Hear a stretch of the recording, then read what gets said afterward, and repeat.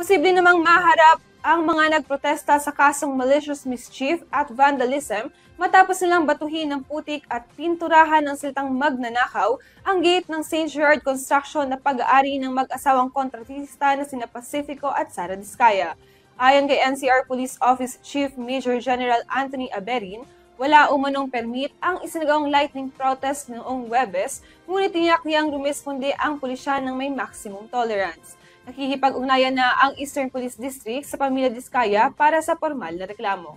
Kaugnay nito, naglatag na ng security plan ang NCRPO at nag-deploy ng nasa 2,000 pulis sa Metro Manila upang matiyak ang kaayusan sa mga kilos protesta.